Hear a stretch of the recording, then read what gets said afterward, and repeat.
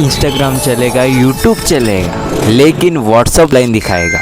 अब अगर आपको कोई व्हाट्सअप पर मैसेज करेगा, अब तो उसे सिर्फ सिंगल टिक दिखाई देगा, तो उसे लगेगा कि आपने इंटरनेट बंद कर दिया है और आप ऑफलाइन हैं। इसके लिए व्हाट्सएप ओपन करो, लेंस पर टैप करो और सेटिंग में चले जाओ। अब स्टोरेज एंड डाटा में चले जाओ और नीचे प्रॉक्सी वाले ऑप्शन को ओपन करो।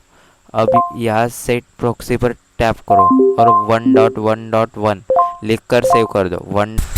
बस अब आप अपना इंटरनेट यूज़ कर सकते हो। इंस्टाग्राम पर रील्स देख सकते हो, यूट्यूब पर शॉर्ट्स देख सकते हो, सब कुछ कर सकते हो, सब कुछ चलेगा। इंस्टाग्राम भी चलेगा और यूट्यूब भी चलेगा, सिर्फ व्हाट्सअप नहीं चलेगा, ऑफलाइन दिखाएगा। और अगर कोई मैसेज करेगा तो सिर्फ नोटिफिकेशन में दिखाई देगा।